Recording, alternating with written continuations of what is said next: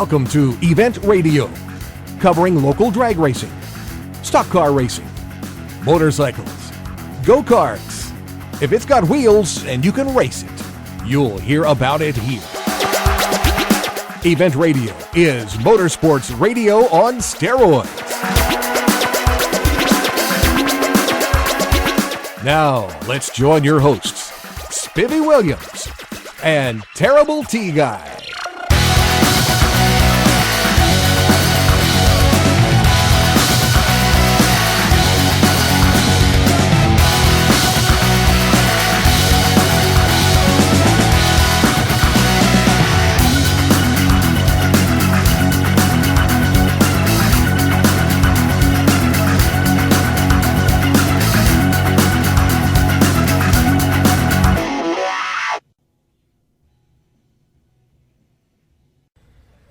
Okay, guys, welcome to day 3 of the Hot Rod Reunion. Boy, have we been having fun or what? Too much fun. I'm telling you what, it's hard to believe this is the last day. Yeah, I mean, it's going to be a rough day to get up tomorrow morning and not go out and be full of hot rods and race cars and all the fun stuff we've been subjected to for the last couple of days. This has just been great, and we got another whole day. Maybe next year we can make them do maybe 5 days. I don't think so. I don't think our opinion means a whole lot, do you? Well, we can give it. They don't have to listen to it. No, they don't have to listen, but we can, we could probably at least tell them what it was. We're going to try to pack this third day into as much stuff as we can. This is the elimination day. This is when all the real stuff happens, when the rest of it's been qualifying up to now and all that stuff. But this is the day that I guess the gold day. You want to call it that? What do you want to call it? We need to call it something. The bad mamma jammas win it all. There you go. We're going to try to introduce you to a lot more of these people. There's cars here everywhere. And if you listen to all 3 days of our show, we won't scratch the surface of what's here. I mean, there is stuff here that you've only seen in magazines. There is stuff here that people here that we could talk to that, man, it's wild. You sit there and you pass by Pam's former boss, one of his cars, Jungle Jim's car. You keep on going, you run into a Top Fuel car. You keep on going, you run into a couple of funny cars. You keep on looking to the left, the lanes are full of gassers, AA gas supercharged cars. I mean, it's a hit everywhere you turn, guys. If you have never been to the Hot Rod Reunion, they say the big show is going on in Bristol. Yeah, in Bristol today with Force and Cap and all those pros, the professionals. Who'd you say? Ron Capps. He has his Napa can open. Anyway, I'm sure they have a crowd.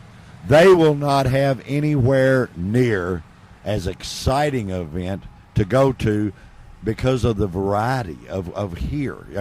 You got your standard classes, all that stuff, which that's, not saying anything against NHRA's deals. I mean, Lord knows they're the best, But this event, Hot Rod Reunion, it has no equal.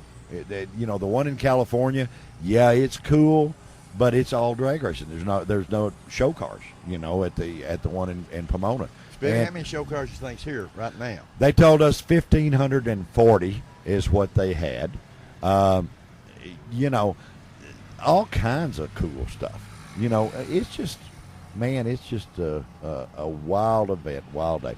And I'm looking so forward to seeing everybody and talking to everybody again, that we're going to try to bring you every style car, every kind of car that we can, and try to include as many interviews. And we're going to pack today as full as you can possibly stand it. So don't miss a minute of it, guys.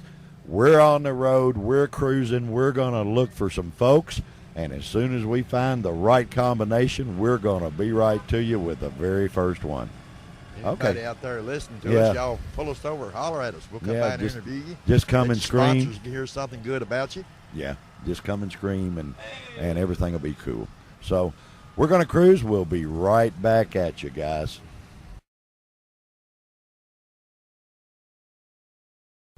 Okay, guys, we have made a stop at a car that I saw yesterday, and I couldn't get in here because there were so many people. I actually stopped because of the name on the car, because my child bride's name is Susie. The name of the car is Susie Q. It is a 57 Chevy funny car, which is a rare bear. I mean, Tom McEwen had one and a couple of more people. But then we pull in here, and, man, I saw something that just it was like retrospect of going back in my old days of doing this. And I saw this lovely lady, and I find out she's the jockey of this thing, Miss Susie Christopherson. How are you, ma'am? I'm just fine. You know, when I pulled up here, you had something going on that makes drag racing what it is. It makes it special. It makes it, oh gosh, I don't even know how to say it, and I'm supposed to know how to talk. But this is what makes drag racing the people's sport of motor racing. This little fella, and how old are you, buddy? 6. 6 years old. What's your name? Jackson Wakeman. Okay, bud. When I came up here, you were getting to sit in that funny car, weren't you? Yes. What'd you think? Did you like it? Yes. She's a pretty nice lady to let you do that, isn't she? What? I said, she's a pretty nice lady to let you get in her funny car, right? Yes. You think you might remember that for a long time? Yes.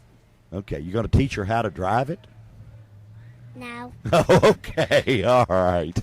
You know, this young man will remember today for the rest of his life, and because they do, you're the kind of lady that let him do that. They talk about John Force being a professional. They talk about Ron Capps being a professional, and Del Worship, and all those guys. Boys, I hate to let the air out of your sails, but you ain't nothing compared to this lady that takes the time to let this 6-year-old young man live a dream that millions of kids would love to live. And, gal, there's very few things that I'm speechless about, but you've made it that way. It's the fans, and I love it when the families come in with their kids and they bring them around.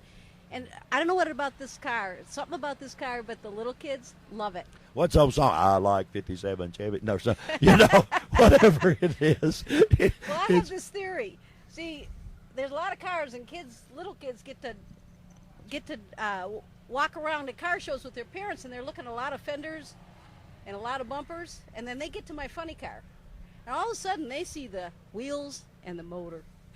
Yeah, they do. And I think they like that. How long have you been driving one of these things? This is only our 3rd season. 3rd season. Where are you from?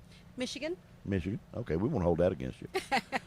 You're in the South now. See, we try to be what Southern hospitality is all about. See, but you covered us by what you just did.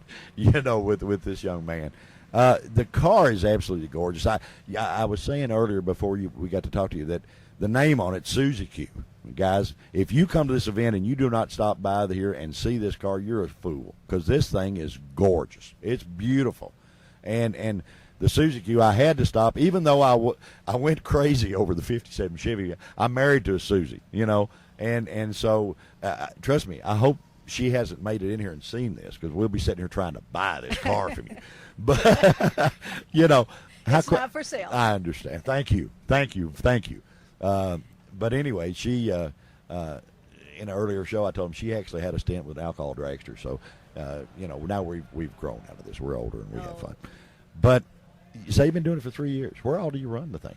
Well, we've mostly in Michigan. We got started there, and we've been doing bracket racing for a number of years. And friends of ours do this funny car exhibition racing, and they talked us into it. So match racing in a funny car is sort of cool in the drag race deal. Yeah. I told the guy, he said, well, what's it like?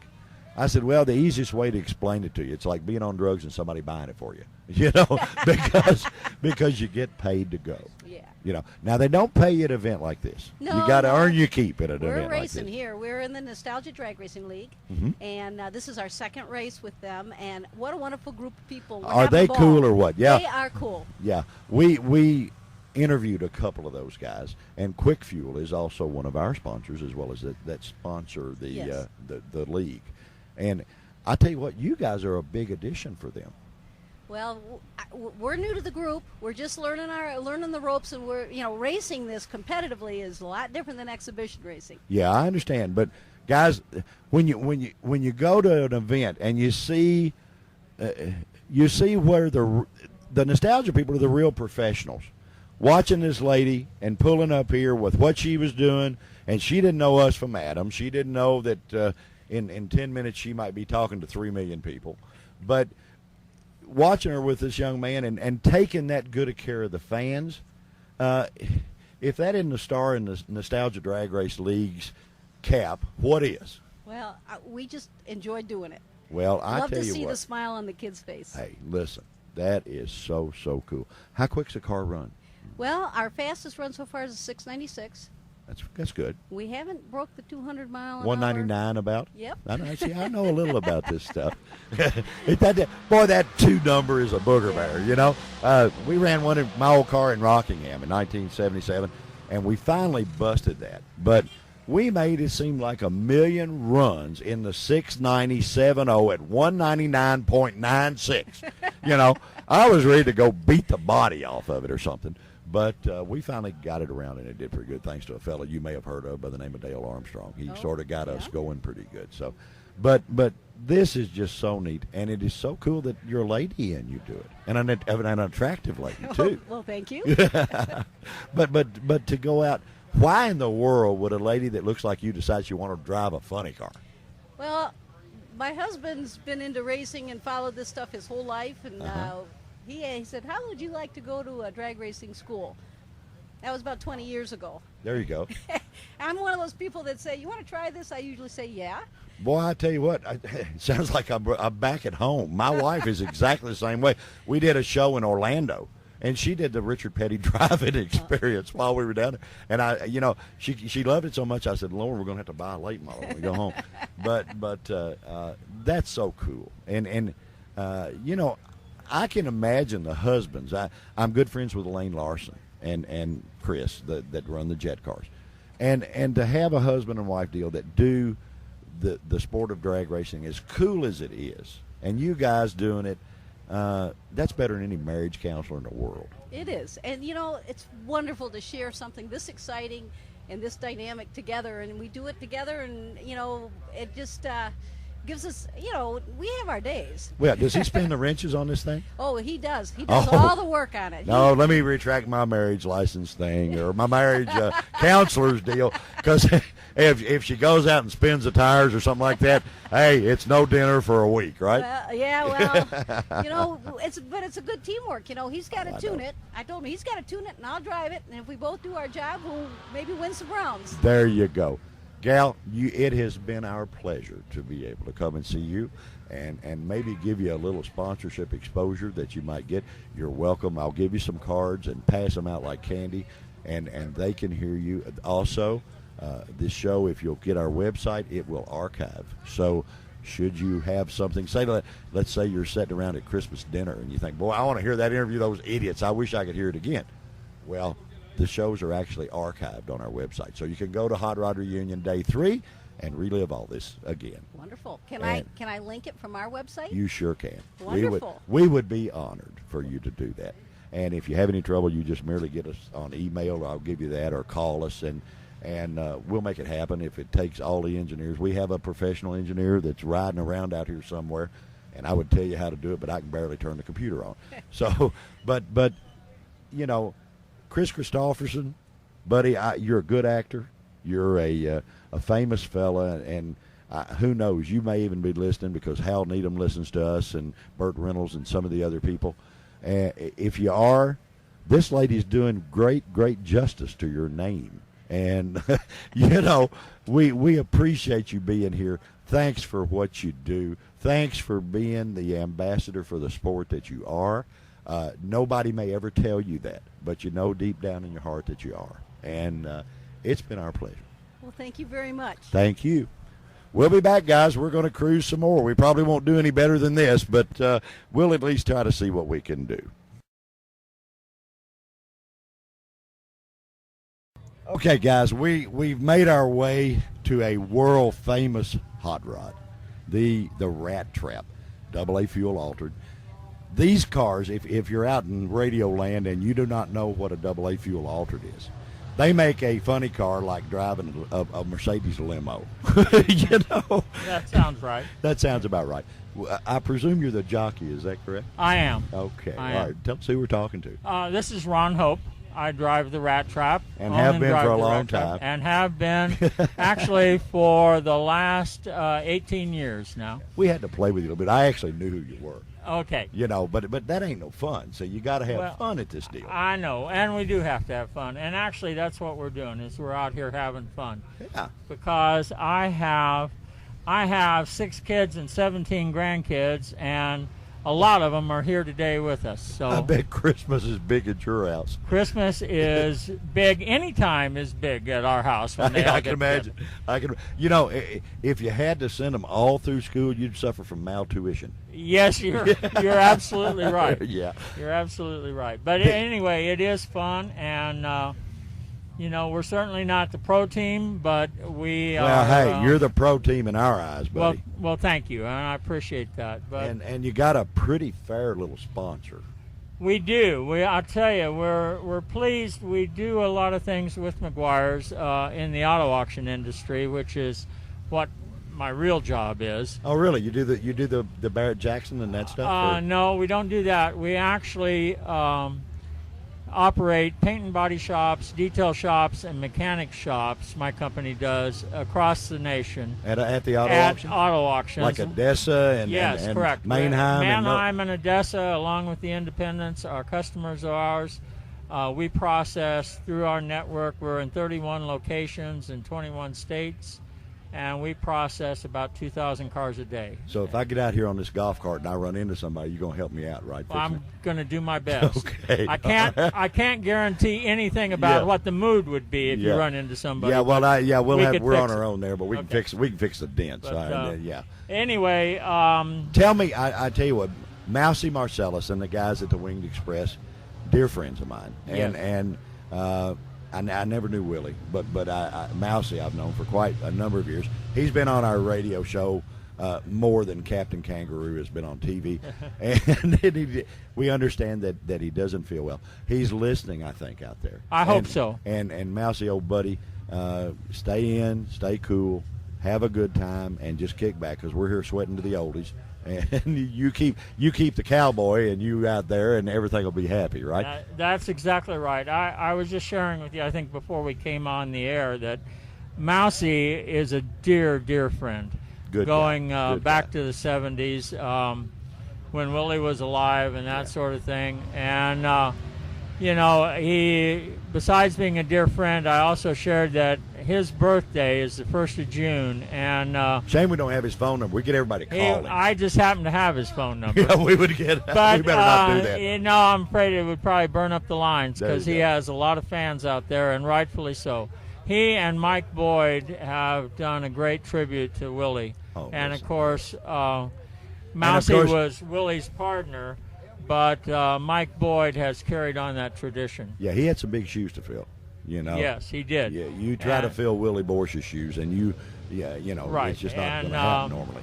Quite honestly, their car is probably the most identifiable fuel altered in the world. Well, they let the general public know just by some of the pictures in the media, some of the things, the videos and things that Right. people have seen when Willie was the pilot, like you will. I'm going to call you that because as fast as these things go, That's you could it. qualify.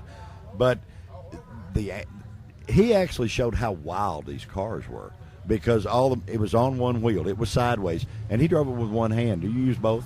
Yes, I do. You probably yeah, need to and I use can't both. imagine trying to do it with one hand. What's but, that big steering wheel? But it was a big steering wheel. It was out of old Willie's, as I recall. Is that what it was? And it was a big steering wheel, and Willie did a great job. But we have a lot of fun with what we do. The Rat Trap. Don Green, again, a dear friend, and actually, Don is the creator of the Rat Trap. Really? Back in the 60s, and I am proud to say that I was crew for a time on that car, and it was only after rediscovering Don in 92, 93 at Bonneville, because we also have land speed cars. Oh, cool. And I happened to see Don, and I said, hey, Mousie's just put the wing back together. We ought to put the rat trap back together. And we did. And Don sadly passed away about 8 years ago. That's terrible. We met a man, and we talked to a man from New Zealand on the show. And I asked him, I said, was the movie the World's Fastest Indian and Burt Munro, was that for real? He said, oh, yes. Said Burt Munro is a icon in New Zealand, Well, at the Bonneville deal. That's true. And we were just in New Zealand for a motorsports event this past March. How do you leave here and stop by New Zealand? Well, you just make that wrong turn. Is that what it is? Yeah. And you paddle a and lot, there you right? are. Yeah. Hey, now see, fuel-altered guys can do anything. They're not scared of anything. The water, not a big deal. We can cover that.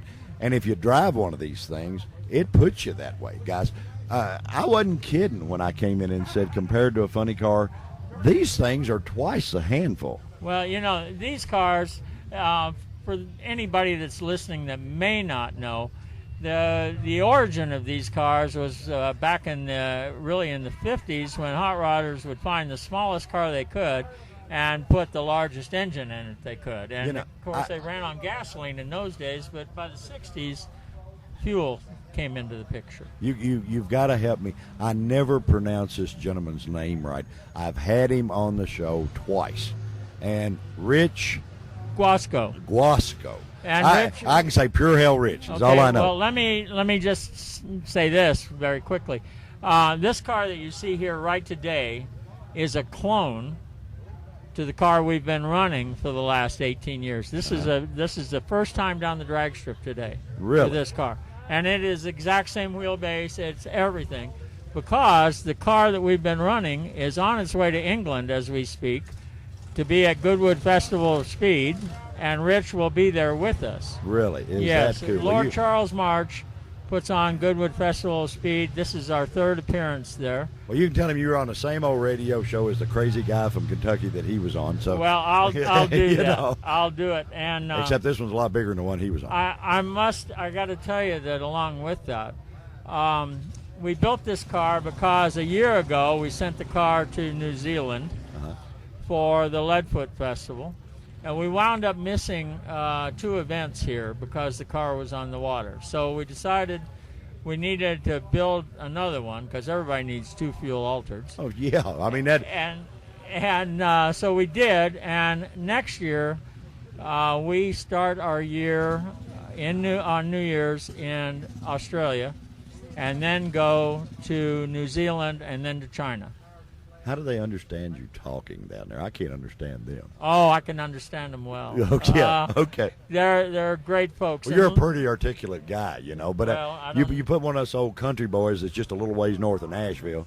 We George Jones is the English teacher next to us. Well, there you go. And having been born and raised in Southern California, that was great. But we've lived in Franklin, Tennessee for the last 22 years, and so. Well, that's you're in good home country. now. You're in good country. We're home now.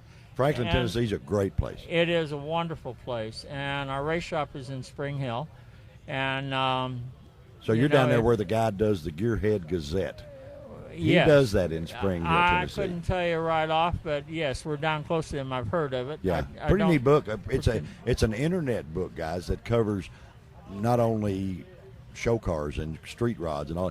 Just about everything motorsports. So maybe you guys need to hook up, see? Well, we'll do that. Now, I also have to tell you that while I've been favored to be the driver of this and owner of it, like I say, and I continue to drive it, tomorrow happens to be Mousie's birthday was the 1st of June. Correct. And he was 82. Okay. And that's 82 years young. I know everybody uses that term, but he really is. Tomorrow is my birthday. I'll be 69. And I'm racing against Kyle Huff, who's driving the Nanook car. And there is 50 years difference in our ages, but I can So still he's- beat him. oh, I you can still wear him out? I can still wear him out What is it? on the line. Old age is Well- there you go. See the decal? That's what it is. That's Old it. guys rule, right? That's it. Okay. They absolutely do. Man, But, thank you so much for taking a few minutes and being with us. It's not like you guys aren't a little bit busy. Well, it's my pleasure, and I consider it an honor. No, I no. really do. The honor's on our side of the table. Well, I just want to say thanks to everyone that follows us on our Facebook page, to all the good fans and friends that we have across the U.S. as well as New Zealand and England and Australia and lots of other places, and we Now, don't you appreciate get- you all. Don't you get lost in one of them English pubs over now when you get over there. No chance of that. No chance of But that. Buddy, I hope thank we're you gonna so much. Be out there in about an hour's time, and Well, we go one end promise to the we other. won't one into the other. A fuel altered is the only car, guys, in the world that runs runs a half a mile, but at a quarter-mile track. That's You right. know, that's and I say they only make us start in separate lanes. You know, Yeah. we have to start in separate lanes. so y'all can flip a coin as to where you finish. You where know, we finish is anybody's guess. but trust me, guys, the minute that they fire the fuel altereds and the announcer says that they're coming to the starting line or they're even in the staging lanes, you will see everybody that's out running around almost knock the fence down to get there, and you'll even see some guys come out of the bathroom running with pulling their pants up so they don't miss it. So, guys, we appreciate you being here. Thank you for putting on such a good show for the fans. Thank you for all the hard work, the effort, and not near the recognition you deserve. Well, those are very kind words, and I really appreciate that. But please come see us at any of our events. Look on our webpage, rattrapracing.com. You can see our schedule, and we would love to see you all at the races. Hey, buddy, thanks again. We're going to go play a little while, guys. We're going to go see. I think it's about time for us to make it to the Reynolds Hilton, to the hot dog cooker. We're going to go over there and get some of those good dogs that we talked to you about on the very first day of the Hot Rod Reunion. We're live at the Rat Trap Pits, and we're going to roll on down the boulevard and see who else we can find that just really has nothing to do and wants to talk to us. So we'll catch you in just a flash.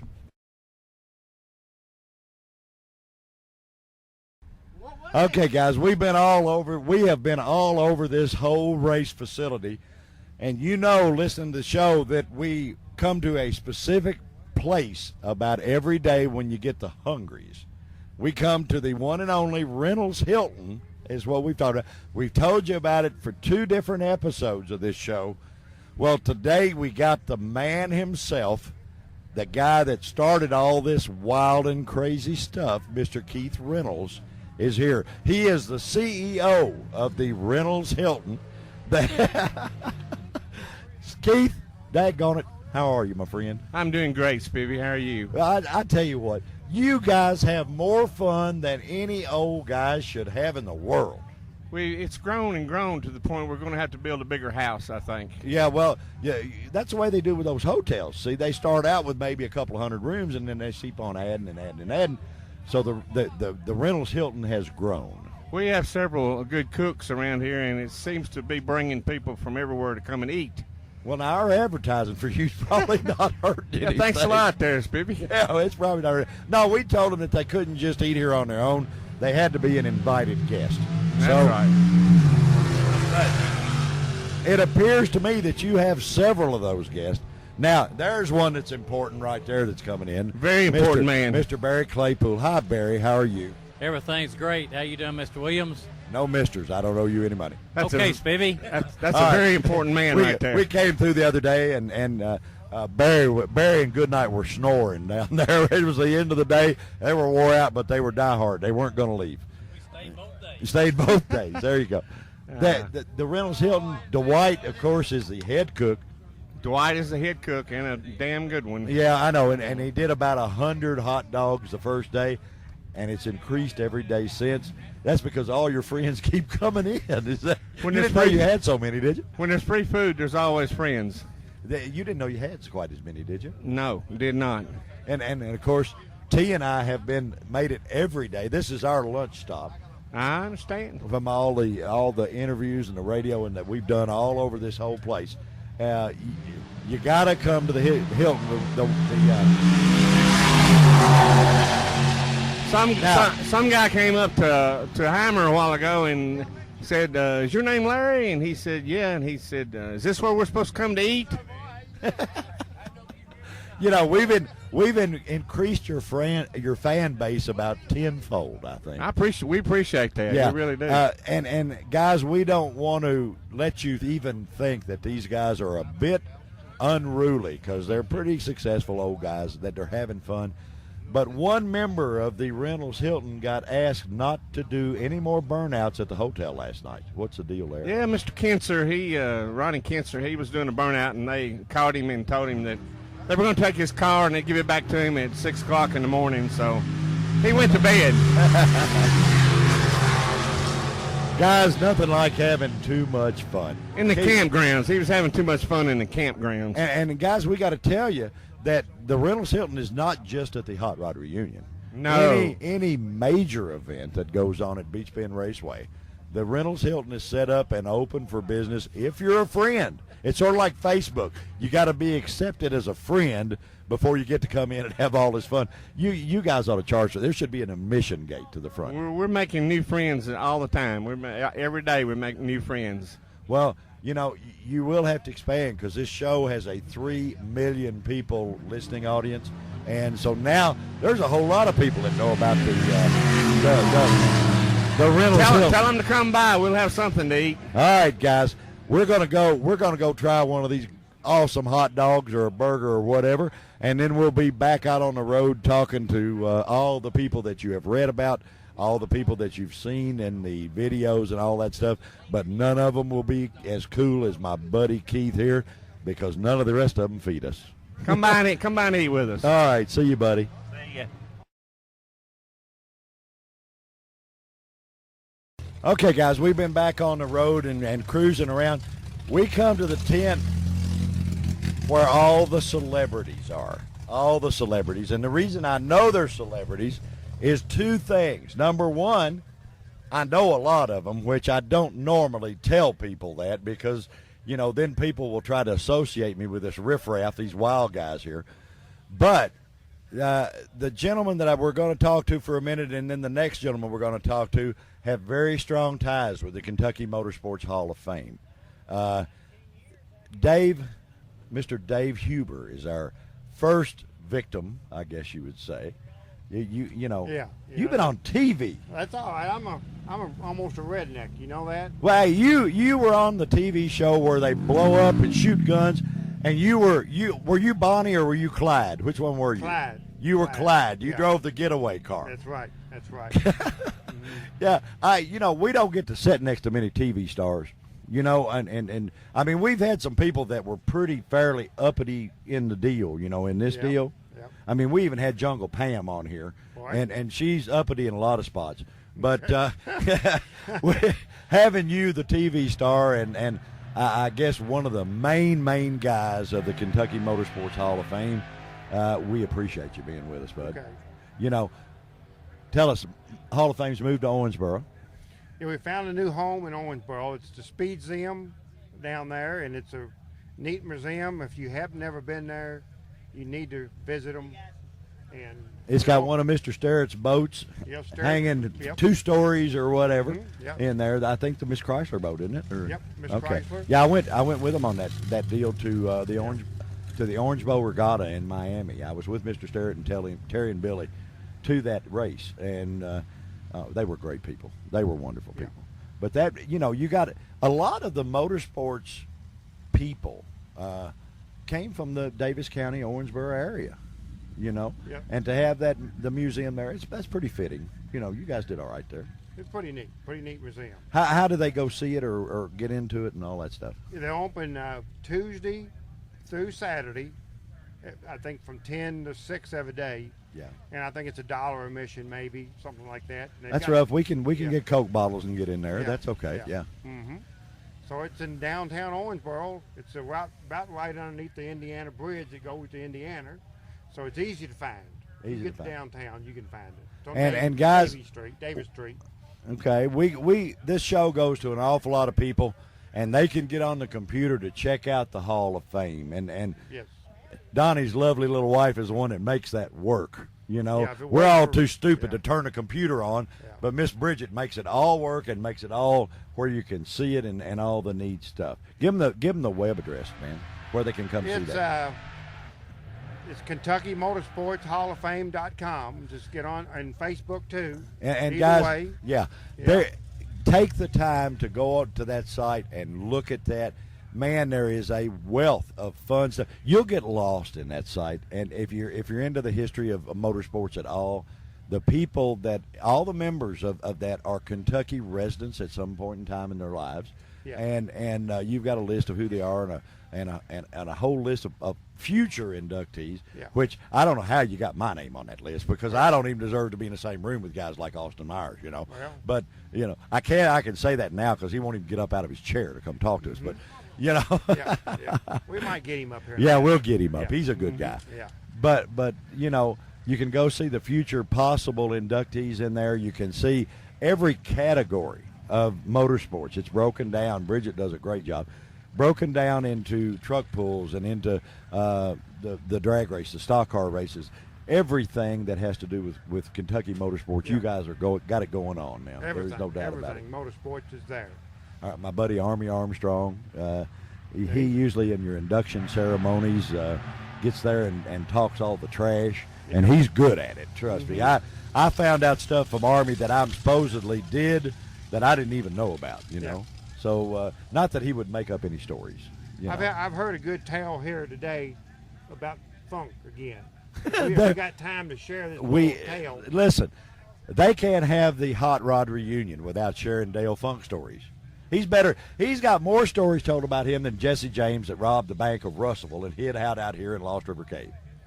Tell me the Funk But this story. story here that we heard this weekend, Dale Funk, after the drag racing on Sundays down here in the years gone by, they would let you stay, the drag racers stay and watch the oval races, oval track. Yeah. Well, Dale went out there, he snuck that top fielder through the gate, and while the program was on up, the stands was full, and he done 3 laps at Beach Bend's Oval with his top field car. He whapped it on the stretchers and then skated around the corner. Yeah, he's probably whapped got the it, only. and He's skated. probably I got the mean, only fuel yeah. dragster that did that. He always tells tells the story. Back when we raced here, I had a little buddy that had a mini stock car, and they would run the stock car races after the drag races. Well, Funk had run the drag races in the Kentucky Moonshiner, and he was back just having a big time hanging out. Well, my little buddy, it was a Renault, Dave. Okay. Funk comes up and says, "Man, I ain't never drove a stock car. Can I drive that thing?" We said, you drive a top fuel car, 250, 300 mile an hour, whatever it is, 250. Yeah, you should be able to handle a Renault. Funk, we did not know, had a couple of adult beverages, or we would not have let him in it. But he got in the Renault. He made it 2 laps, and he just completely center punched a light pole out there in front of everybody. He tells that story he tells that on himself, just about every interview that's close to this area. But Dale, man, he has done so much for this sport. He was at the induction ceremony last night. They say you're from Kentucky, and Raymond Godman gave him a new pair of tennis shoes. A new pair of shoes. A new pair of last tennis night. shoes, because Yes. being from Kentucky, he's Yes. not supposed to have had any, I guess. Yeah. But Dale, one time, he must have wanted to be an oval track driver sometime in his life. But he raced at Ontario Motor Speedway. It's gone now. And he made a lap of Ontario Motor Speed, that twin-engine top gas car. Uh-huh. He went across the finish line and said, "I ain't pulling the chute. I'm going all the way around the track." And he made the whole lap around Ontario Motor Speedway. And Back when IHRA used to run Darlington, they had a Darlington drag race back years ago, and you would run the straightaway, and the shutdown area was the back corner. So I guess that's where he got it in his head. I guess I don't he know. wanted to be an oval driver, I guess. I guess. Well, we're gonna let you sit down and kick back, since you are the movie star of this bunch. Okay, what's Guntucky? Google it on the internet. Guntucky is the name. You can see me. Yeah, and Dave is the Clyde of Bonnie and Clyde in the old 32 Ford, bringing the machine gun guys in. And you did a good job as a TV star. You did all right, man. You did Okay. good on TV. Okay, good. Yeah, Okay. we're going to get this next gentleman in here, and since we're not going to ask him to even get up, well, he's going to get up. Boy, do I feel privileged. Well, you're lucky. You You're know, lucky. I am a blessed man because Austin is going to get up to be on the radio. I thought we were going to have to move all this stuff. Yeah. We were going to have to move all this stuff up here for him, but he's going to get up and be on this radio. And you know, I told him I am privileged. I am privileged. Oh, it's an honor. It's an honor, buddy. It's you know. Yeah, it's an honor. Yeah. I mean, Okay. you know, not as much as eating at your mom's steakhouse, but Hey, boy, is that the truth or what? Oh. Hell, I'm still carrying that around. You know. that's the only reason I came to Bowling Green. Was it? Yeah. Guys, this gentleman is not only a good friend, he is a many-time NHRA champion. He is a top. He drives a top fuel car like a concert pianist plays a piano. There is no better. He used to drive a twin-engine Chrysler car for a guy that I'm honored to call as good a friend, I guess, as I ever had, a guy by the name of Butch Hummel, that's no longer with us. But Mr. Austin Myers is a legend in the sport of drag racing, and we got him sitting on a golf cart live and in color and out of his chair and over here. Buddy, how you been? Oh, doing good, doing real good. You know, at my age, if your name's not in the paper, you know, Yeah. and you're still upright, you're doing good. Well, you probably had it in the paper for some other stuff. Well, not lately. You've calmed down in Yeah, your calmed old down quite a bit. You do a lot of stuff with the museum, with the Motorsports Hall of Fame. Yeah, love them. I mean, I think they do a fantastic job. Yeah, and well, they like you a lot too, you know. But pretty good honor to be inducted in that thing. Tremendous honor to me. I mean, that's Which can't get any better. Can't get any better. Just as important as the first Wally you won.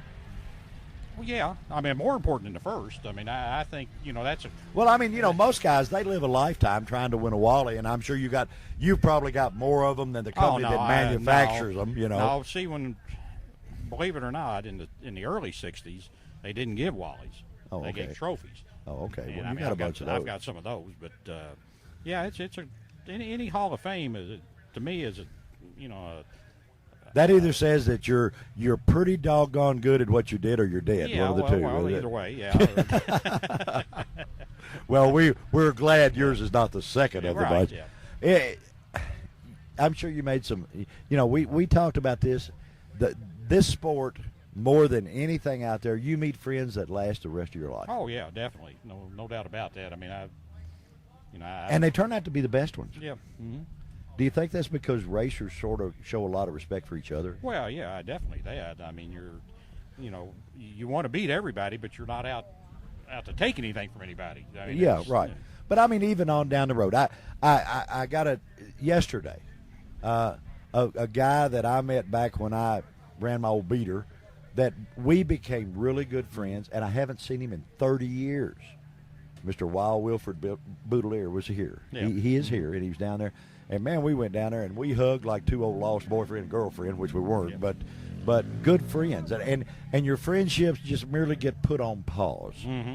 You don't always stay in contact with them, but it gets put on pause, but it's always there. Definitely. Yeah, I agree 100% with you there. I mean, there's people in California that, I might talk to once every 20 years, But they're still there. they're still there. Yeah, Yeah. they're still friends, Yeah. What's the Harris ride you ever took? Oh, gosh. I mean, Funk tells the one Yeah. about running off the end with a beer between his legs. Well, but- no. Yeah, I know you never did that No. kind of stuff. No, I ran off the end of the track at Ohio Valley and went way out in the weeds. That was when I was driving for Hart. And this was back where you'd had to been there. They didn't used to cut the weeds at the end of the track. They couldn't find you. Yeah, well, no, I did. Yeah, way down in there. And all of a sudden, I mean, all this is night. The steam's rolling off the car, and I separated a rib, and I'm about trying to breathe, and all of a sudden somebody says, "Are you okay?" I said, "Well, I guess it's all over." Yeah. I mean, nobody could get down there in that length of time. There was an old farmer sitting out in the field watching the races, out there in the weeds. So he's I just, rolled right up beside him, and he just kind of looked down and said, "You okay?" You know, we ran an old track. You talk about going out of weeds. We ran an old track down in Alabama. Of course, we didn't run the big deals like you did. We ran the bought-in things because we didn't have enough money to run. We were counting on the bookings paying our way.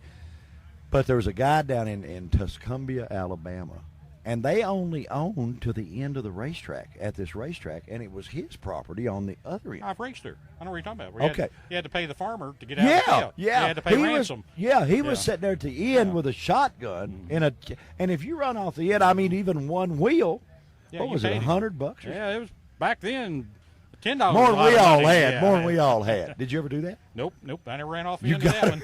You got it. Yeah, I could see Jack Hart. No offense, I love Jack. He's a great guy, but he was a little tight. You know, he would have left you down there. Yeah, probably. Yeah, probably. The worst thing was Columbus, Ohio, when they had the guardrail across the end of the track. Yeah, there was. And back then they didn't open it up. There wasn't any going across the road. Really? Yeah, I mean it was the guardrail. That's scary. Yeah. You know, it's funny you talk about something being across. We went on vacation as a family deal, and we went to Daytona. And over at this little, it's like a really neat go-kart track. They got a drag race ride, and they've got 4. They're like dragsters with 350 Chevys in them, but they run on a rail where you can't. But you got the control of the throttle. Okay, they actually run through the finish traps, and it works by computer that it puts the brake on for you and stops it, and then puts it in reverse and backs you up. The first ride in that thing, I'm sitting there. Of course, you're on them constantly because you want to see how quick you can go in this deal. And it gets to the end of the track pretty quick, and then the track ends.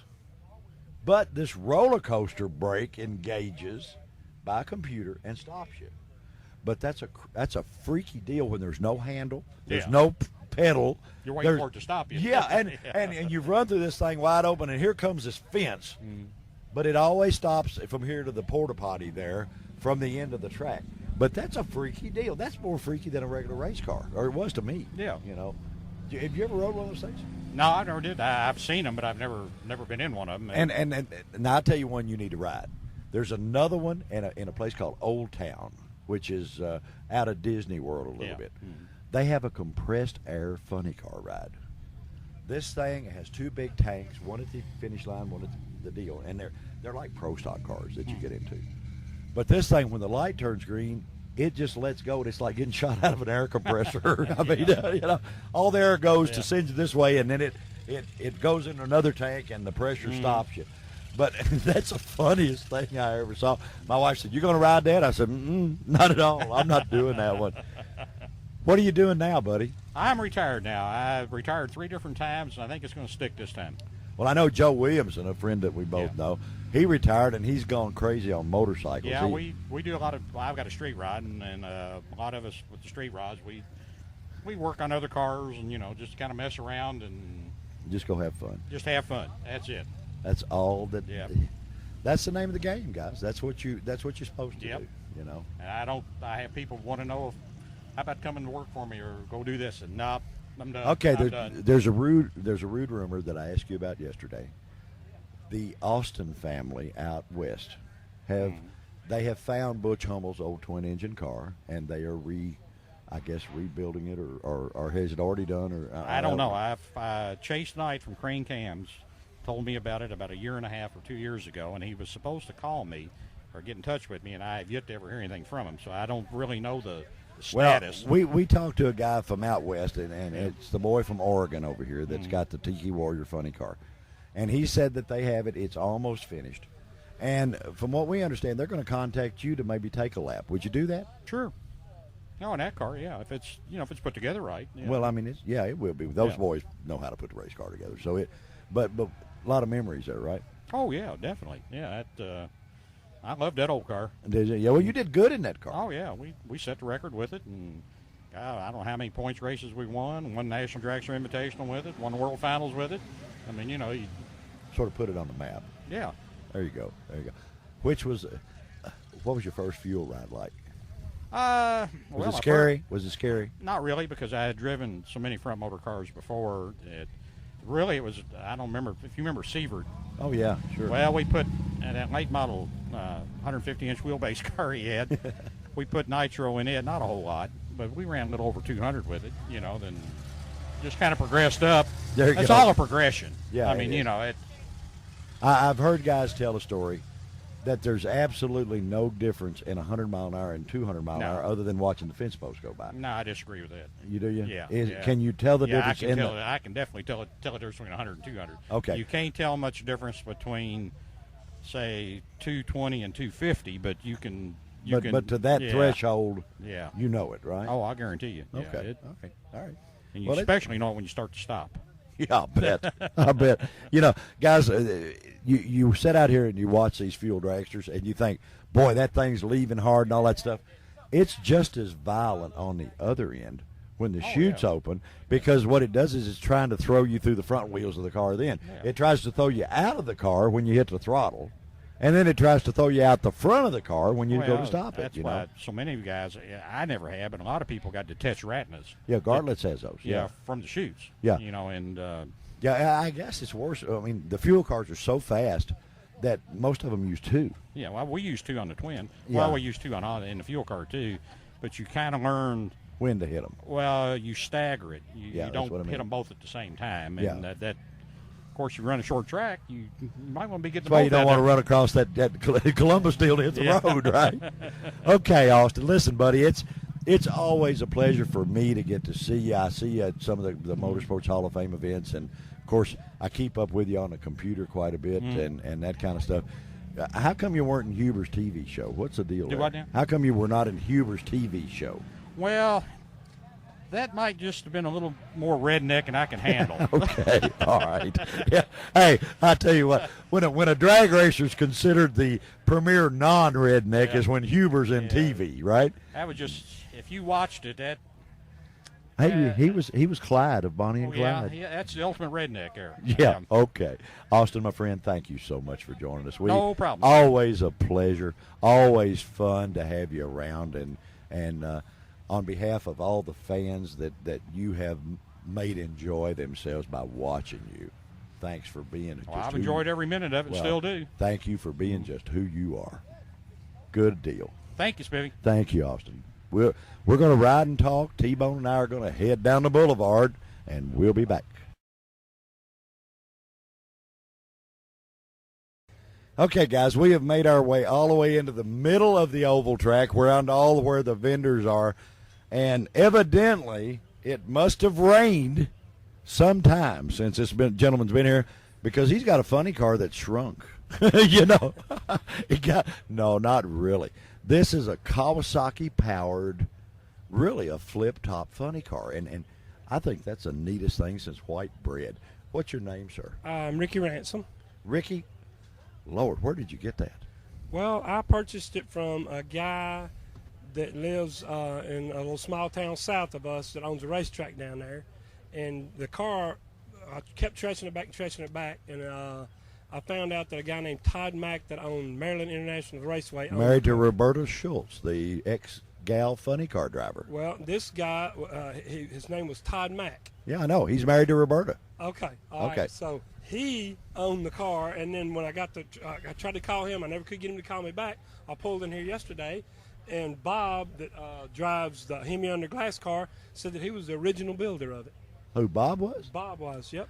Isn't that cool? And you wind up 30 years later, you wind up within 60 or 70 feet of each other. Exactly. Yeah. The car was originally a Vega, and there was another guy that owns HFR Fabrication up in Maryland. Uh-huh. His dad raced Oldsmobile funny cars. They cut the Vega front end off and put that Oldsmobile front end on it. Ain't that So cool? the only reason it's not painted is because I'm trying to put a Vega front end back on it. No kidding. And Bob said he was going to send me some pictures of the original So paint. you've driven this dude? I've never driven it. Never yet. No. Cranked it up here and there, and I actually was. So it's got what? It's got a Kawasaki motorcycle engine in it? Is that it? Right, with the blower and the Hilburn injection, and it runs on alcohol. Who? And when Tell I you, asked- this is something like you ought to be on. I mean, a guy that races a motorcycle that's 150 pounds, 80 horsepower, runs on nitromethane with no brakes. This should be a Sunday walk in the park for you. It's got 4 wheels anyway. Yeah, got extra wheels. Yeah, you needed training wheels anyway on what you did. That thing is wild. I mean, we were riding along and we saw the body and we said, "Nah, that can't be. That can't be." So you have had it. You have had it running though. Is that right? I have, yeah. And where are you from, sir? I'm from Olive Branch, Mississippi, just south of Memphis, Tennessee. Oh, okay. All right. Olive Branch. And how far out of Memphis is that? It's 1 mile. But actually, the exit we live at's the mile marker exit. You know. I got to tell you a cute story. We used to race at Lakeland Raceway in I know Memphis. exactly where it is. We would race for Mr. Bill Taylor. He booked our old, he booked our old funny car in there, and we would run. His deal was we would run 1 round on Saturday, and we'd run 2 on Sunday. It was a bought-in deal, but with the funny car, you know. Well, we would go to the dog races on Saturday night, and a guy said, "You guys are going to the wrong track." So they got a sprint car track over there. I said, "No kidding." They said, "Yeah." So we started asking where the racetrack was. Everybody we asked would send us back to the dog track, you know, because they're pretty close together. They are, yeah, across the interstate from one another. Yeah. Well, we finally found the sprint car track, and there was a guy named Hooker Hood. Exactly. I knew him real well. Oh, did you? Yes. Well, we went to the sprint car races there. Oh, every time we got booked. We finally found where it was, you know. My wife always wanted to go to the dog track. She loves that, going to Daytona or wherever to the dog races, Panama, wherever we go. But we went to the sprint car races. Wildest thing I have ever seen. They took guys out of the crowd and they would let them race their street cars. Are you familiar with what I'm talking about? I know exactly what you're talking about. And they had some pristine cars, and these guys were out there beating the fenders off of them. Yeah. I couldn't believe it. I remember it. So you've been to that race? I have. We're real good friends with, and I don't know if y'all know him or not, but Ricky Stenhouse Jr. Yeah. Well, we used to sponsor How him. would we not know Danica Patrick's boyfriend? Well, Brenda and I are real good friends with him and his mother and dad, and we started sponsoring him when he was running out of Riverside. And we own a body shop, and of course we painted his car, and then we started giving him money and stuff like that. And we ended up buying a motorhome and following him when he started racing for Tony Stewart. We followed him all around the Midwest and stuff. Well, you know, GoDaddy does all of our computer work. GoDaddy.com does ours. And it was funny, when they were doing our initial website, we'd come up with some weird thing to need help on or something like that. And the tech guy, we'd always ask him, say, how about our interview with Danica? You know, he said, boys, let me tell you something. He said, we appreciate your business more than you know, but just stay within your limits. You can. We'll guarantee you an interview if you go to the track, but you can just forget it. So now maybe we can go in the back door through you with Ricky, and we can get our interview. You think you can get that done?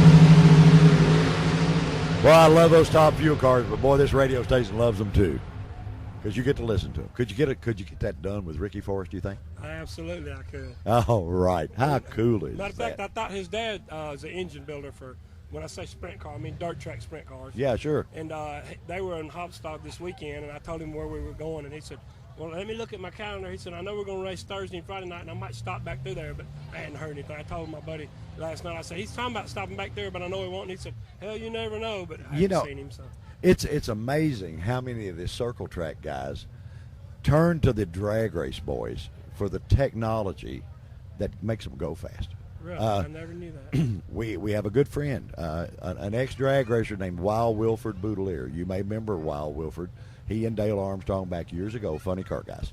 He's a dear friend of mine, and he's right back there.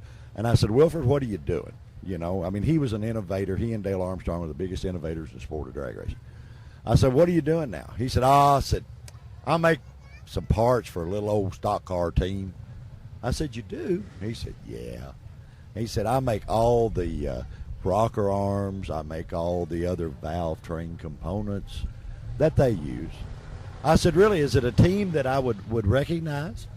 He said, oh, you might. I said, who is it? He said, outfit called Hendricks Motorsports. You know? I said, yeah, I believe I know who they are. And he said, yeah, if you ever want to go down to one of them NASCAR races, I'll call Rick. I got his cell number right here. And he said, I'll get you in that deal. You know? And I said, okay, buddy, all right. But we were friends for 30 years. So the stock car guys, they're very, very talented guys, but the drag race guys teaches them how to make horsepower, and it's been that way. And Army Armstrong is a dear friend of ours. that was in the truck and tractor power deal. You've seen him on TV a million times. Well, he got with the guys that actually started truck and tractor pulling. They started monster trucks. And all of that technology, Bob Chandler that built the original Bigfoot truck came from drag race guys. All of that stuff. So, it's pretty cool. You look at your little hot rod here. There's a lot of big car technology in this thing that's just like the real deal.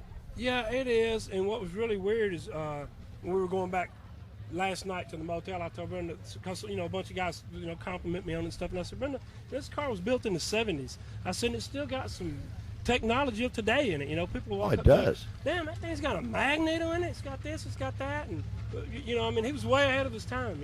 And no, T, you can't have it. You can't have it. No, you can't. Anything with a motorcycle motor, this boy salivates and well, he has a speedway bike in his kitchen. If that tells you anything, so. We're Harley guys. Do you know Bill Furr? Do you know Bill Furr at all? I've heard the name, but I don't know him personally, no. Oh, really? Yeah. Well, he's a top fuel in the pro out of Carolina. And, okay, we'll probably see him next week at the Harley drags they have here in Bowling Green. I don't know how much he's doing anymore, but we become good friends with him up at NHR. What was it? Let's see. AH. DRA. Yeah, it was one of them that he was running. But well, I'm not exactly sure if the Harley Drag's here next week or the week after. I'm not exactly sure. We're going to be covering that event, and we'll get to see Mike Romine and all those guys that ride the wild guys. Yeah, I know. Man. Mike wouldn't know me, but I remember we come up here and watch him the Nitro, the Flying Tomato, and he won't know us. We have a buddy that does that, a guy by the name of Bob Toddy, and Bob has been on our show 2 or 3 times. Great guy. He rides a bike for the what is it? They're out of Nashville. They got flame bikes and they're gorgeous. Red Ray. Yeah, Okay. Red Ray. Real good friend of mine from back home. B&R, is that what it is? Is it B&R? I don't know. He gave my wife a T-shirt, and then log on it. She loves that thing. She wears it all the time. But anyway, we're going to be at that event. I noticed you've got a Harley emblem ring on all with the diamonds. You every time you sell a Harley, do you get bigger diamonds? Is that what it works? My wife actually had this made for me. That's cool, buddy. Thank you so much for joining us. I mean, it's fun for us to get to search out the unusual and the really neat and cool stuff, and you got one up. Well, I appreciate it, and my hat's off to Bob for building it, and thank y'all for the interview. Okay? Hey, buddy, thank you so much for joining us on Event Radio. Guys, we're going to get out here and ride some more. We're going to we got about 2 hours worth of this madness left, which will wind up 3 days non-stop for us. I feel like we're on a one of those telethons that's on TV, but we're having way too much fun for that. So, guys, we're going to cruise. We'll be back with you in a flash. Well, guys, like every day at the reunion, we try to save the absolute best for the last. And yesterday was Mr. Raymond Godman. I know this gentleman knows him. And we've been trying to see this fella for the last 2 days. And he has signed more autographs than Elvis at one of his concerts. I thought you was Elvis sitting over there. But we've got Mr. Hubert Platt with us, who is a show-enough legend in the sport of drag racing. How are you, sir? Just fine. A little tired this afternoon, but other than that, I'm fine. Buddy, I tell you what, you're one of the guys that's a Southern gentleman. You're from Georgia, I believe. Is that yes, sir? What part of Georgia? From Atlanta. From Atlanta. Atlanta, Georgia. I live at Cumming, about 50 miles from downtown Atlanta. Yeah, well, I'd want to live 50 miles out of downtown Atlanta. You've been drag racing for quite a while. Yeah, about 35 years, I guess, something like that. Is it 35? Yeah, it's got to be longer than 35, surely. Well, we'll talk about 35. Yeah. Okay. Yeah, we'll talk about 35. Yeah. You've been a Ford guy the whole time, hadn't you? No, I started out racing Chevrolets. Did you really? Ford Motor Company realized what they were missing and sort of hooked you up. Is that what it was? They picked me up in '63 after Chevrolet quit racing, and I've been with them ever since. Been with them ever since. So you must like them pretty good, huh? Well, they're good company and good cars. You're one of the guys that started out in the OAFX cars, and then a stint with the funny cars back then. Yeah, I started out running super stock, and then I went to EFX, and then I went to funny cars, and then I went back to super stock and EFX. Just sort of master of all trades. Can we would that be a fair statement to say just a jack of all trades, all right? That's about it. Okay. And you know, me and the Greek are the two of the oldest people in drag racing. You and Karamessinis are the old guys, huh? He's 83. I think I'll be 82 in December. Well, I had boy, my you license renewed in November. You sure look good for an 82-year-old guy. Yeah, you know, they might have you on Dancing with the Stars. You reckon you might be able to do, if they can get that IndyCar guy to do it, they can surely get an old drag racer to do it. Yes, sir. I guess so. You think you could show them the Southern way to do it? I could show them Georgia style. There you go. Well, that's probably the best style to do. That's right. You know, guys, South is where it's at. You need to do that. I know this show comes out of California, but still, the Southern guys are just the cream of the crop. You know, and this gentleman has shown up. One of them, he has more experience down a drag strip. Did you ever try to calculate how many passes you made? No, sir. I don't think there's enough time for that.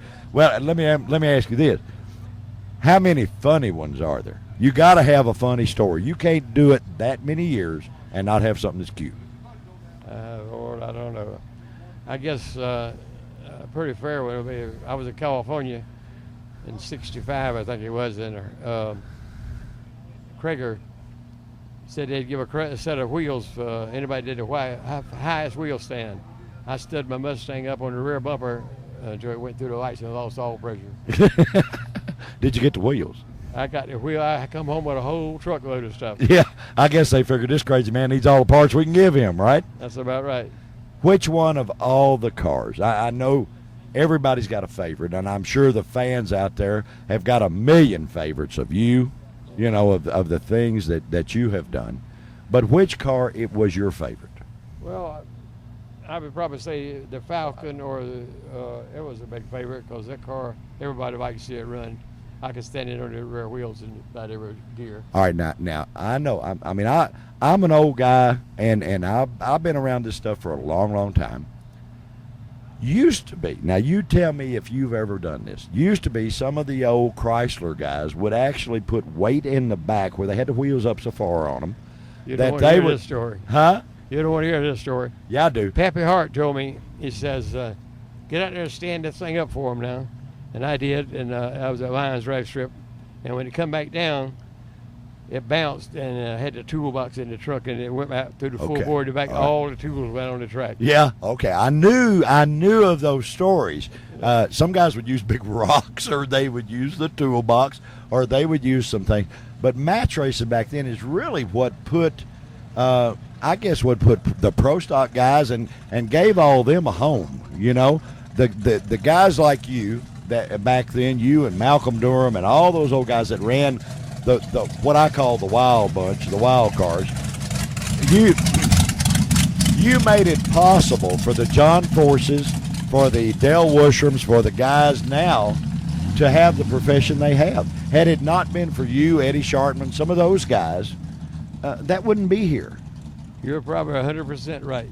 Well, you know, I'm just old, and you know, I never said I was really smart, but I know a little about this stuff, a little about it. Did you run a DeLand back then? You tell me a drag strip I had to run out. Well, there's probably not one, but I got to say something, you know. Yeah. DeLand was actually, guys, for the people that are listening to the show, DeLand was where the Gator Nationals were before they figured out where to have the Gator Nationals. That's exactly right. You know, we went down there one time, Hubert, and we rented a rent-a-car. And we actually entered a rent-a-car at that race, you know, back as kids. I had the I guess you would call it honor, and you don't know this. You may know the guys where I got this car, and I'm going to tell a little bit about my age here to you. There was an old car called a Kentucky Colonel. I don't know if you remember that, an altered wheelbase car, and there was a young punk kid that was in that car. We're sitting next to each other. There you go. You talk about the rent-a-cars. I remember at Indianapolis, at Detroit Dragway, they had the Superstock Nationals, and Sanders come there with a '62 Chevrolet, before the aluminum front ends was illegal, Uh-huh. and he had one on it. So we went and rented a car, a black one. His had a black car. Come back and change the front end, and he won the whole thing. Yeah, there you go. Rent a car Hey, well, car. surely those guys didn't cheat back then. Oh no! I seen the Ram Chargers come in one night, and I told Nicholson, I said, "Okay, them boys they changing their front tires? Why they doing that?" Went over and picked up one of the tires that weighed about 150 pounds. That's not cheating, no. That's No, just changing tires. that's engineering. See, that's not cheating. That's engineering. Phil Bonner, tell me a story or two on him. Phyllis, he's a good old boy. Well, he's from down your neck of the woods, yeah. ain't he? He was about 20 miles from me. Yeah, I figured y'all be buddies down there. You know. Any story, after hours stories you two got together? I'm surprised the Fun Police didn't come after you.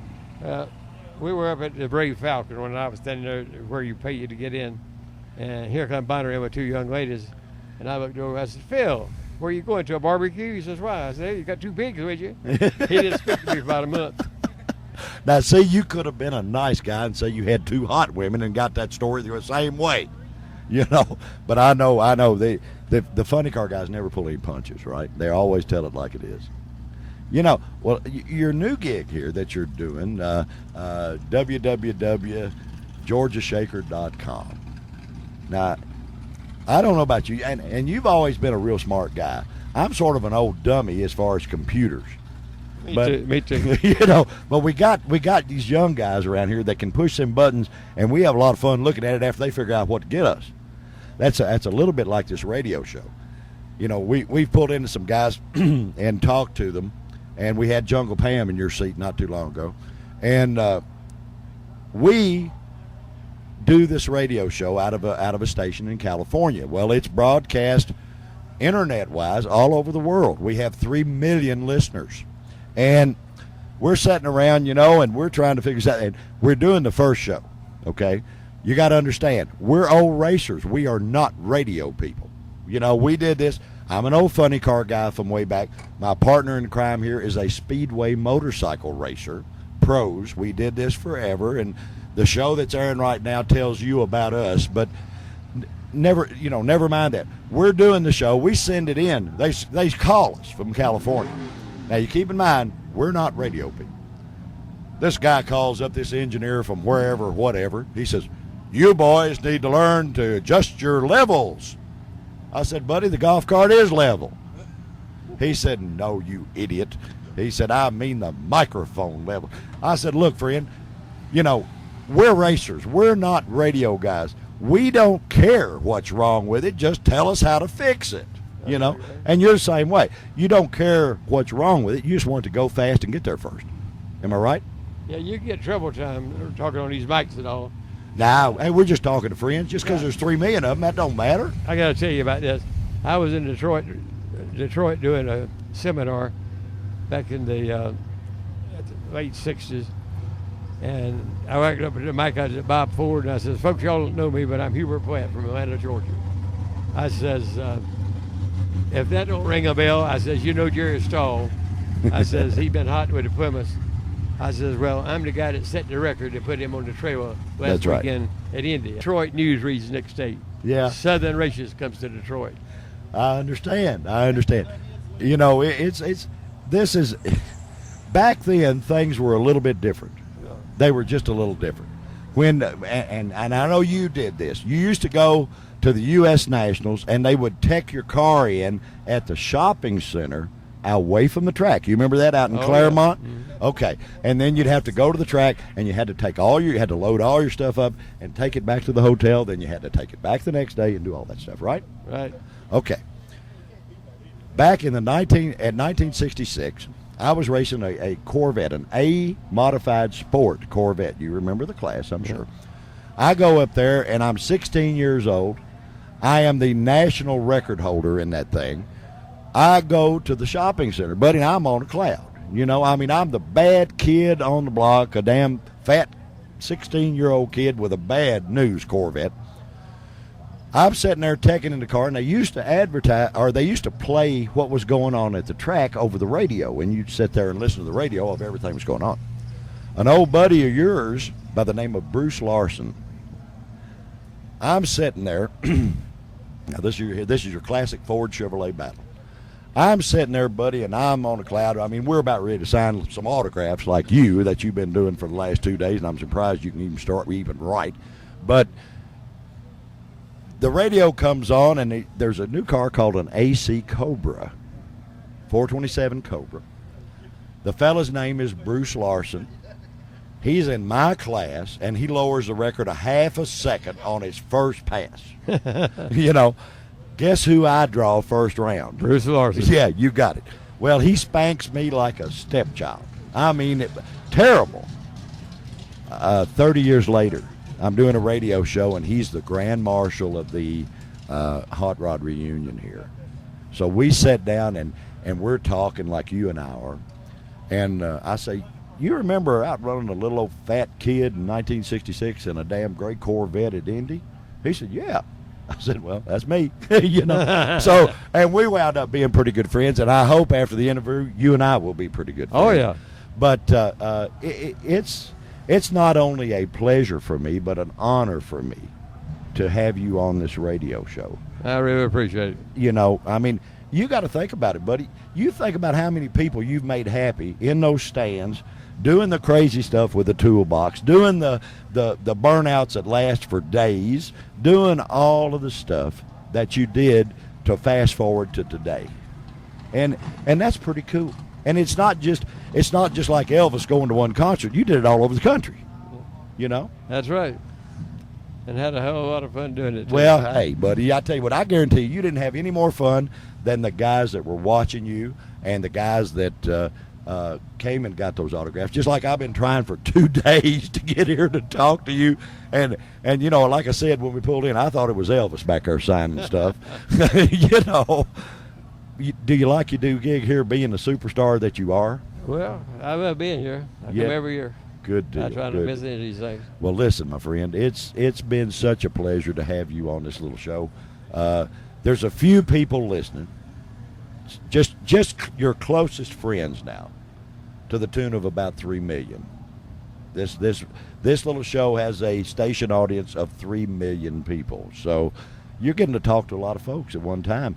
That's more than you can sign. You'll be here next birthday signing that many, wouldn't you? Yeah, that'd be fun. Yeah, that'd be fun. I got you. Anyhow, guys, you want to get some of the latest stuff on Mr. Platt, you go to www.georgiashaker.com, and you can get on there, and I'm sure you'll sell them a T-shirt or stuff and all kinds of posters and all kinds of things.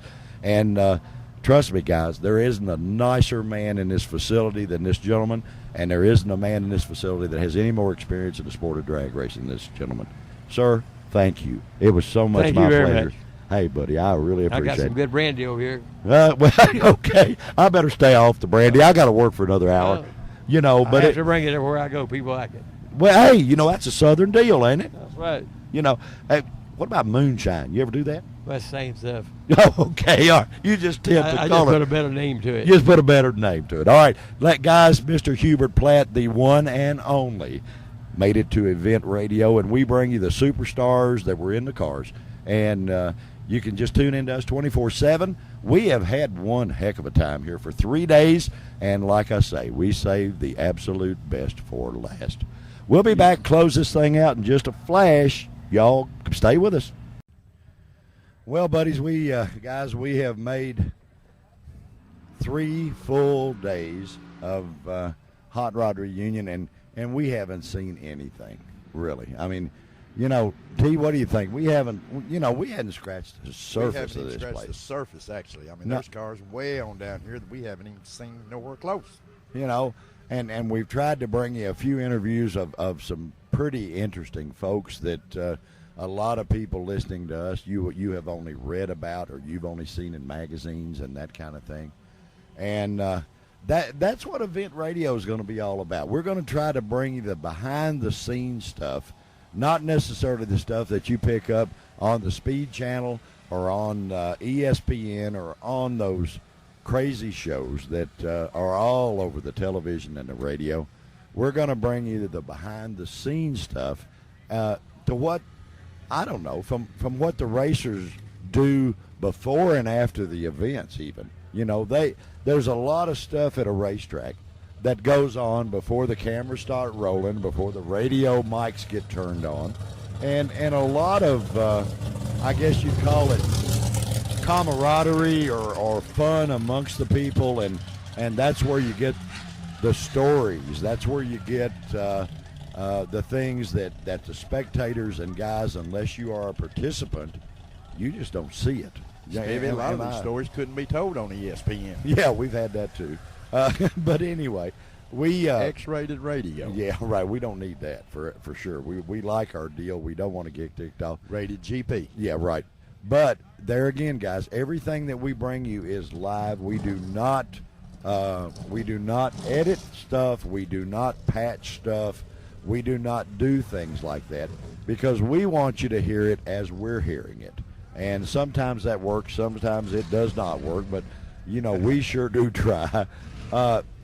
T, have you had fun? I have had a ball. I wish it could be 5 days, but I just don't know if my body would put up with it. Yeah, I tell you what, you get a little tired, and I went home last night, and my wife said, boy, you're a little bit hoarse. I said, from what? She said, is it the weather? I said, yeah, it's the weather. But you've talked to more people than a politician these last 3 days. I think I might get elected to something. Well, you ought to. Well, I tell you what, we're tired. But if you've had a good time, if you've enjoyed it, and we've done our job. We've tried to bring you everything from the little 6-year-old guy that wasn't that neat. Man, he got an experience from the Miss Christensen that. Christopherson, I'm sorry, I can't even talk Just anymore. like Christmas spelled different. Just like Christmas spelled. Chris's other sister. But the little young man, that would be the highlight Jackson is his name, and that will be the highlight of his life, doing the things that he did. And we want to bring you stuff, like I said, that nobody else hears, that nobody else knows. And we're about to get run over. We'll move. But if we get grounded out, that's okay. But that's happened, That's just adrenaline. Yeah. We've been around top fuel cars and stuff, funny cars and stuff all day, and we get drowned out by our gremlin. Isn't that cool? But guys, we appreciate it. We want you to listen to Event Radio. We want you to tell your friends. It is a 24/7 deal, and trust me, our phone lines are always open. Call us if there's something we need to be doing that we're not doing that would make this show more enjoyable for you. Please just let us know. Send us an email.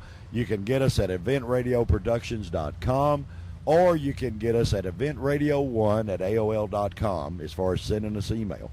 And we will do our dead level best to do whatever it takes to make you happy and make it where you enjoy this even more. T-Bone, I'm about almost lost for words, not quite, but battery's almost. about run down. My batteries are about run down, but to get to talk to people like Raymond Godman, to get to talk to people like Hubert Platt, to get to talk to people like Jungle Pam, and the guys at the Rat Trap, and I mean, it just keeps on. The hits just keep on coming. Maybe that's kind of like homecoming to you, wasn't it? Yeah, well, it was sort of. It's sort of like homecoming. Not, I got to meet and see people. My buddy Wild Wilford, my friends Mike Keenum, Bogey Kell, Hal Cano, the world's greatest dragster chassis builder. I don't care who you are, but to get to see those guys after so many years, and come to the Hot Rod reunion, to have those memories, to get to jog those memories, and sort of mentally relive a lot of those days has just been awesome to me. I like it, and we've met so many new people that we didn't know. All the sponsors, the guys from AAA, the guys from the insurance, the collector car insurance deal, and hotheads, and all from the day we started. And then, of course, my buddies, the prettiest ladies in the world that jet car ladies, Miss Elaine Larson and Larson Motorsports were, how much more hospitable could you treat a people than they have us? Everybody has met us in the show with open arms. They have done nothing but good for us. The Tiki Warrior Ron and the Tiki Warrior crew and all of that. They have been just great. We certainly appreciate you tuning in. The next show, I think, is going to be your kind of deal. 2 wheels only. Yeah, 2 wheels only. We're going to come to the all Harley drag finals. People, I don't care if you're in an electric chair, you're going to enjoy that show. Yes, sir. We're gonna see those drag bikes that run that wild 200 mile an hour, where they're going to do all kinds of stuff, and we will bring that to you live. Right now, T-Bone, I'm a little tired. I think we'll go home. What do you think? Go to the house. Guys, thank you so much for joining us. We really appreciate it, and we will see you again. Say bye. Say bye, guys.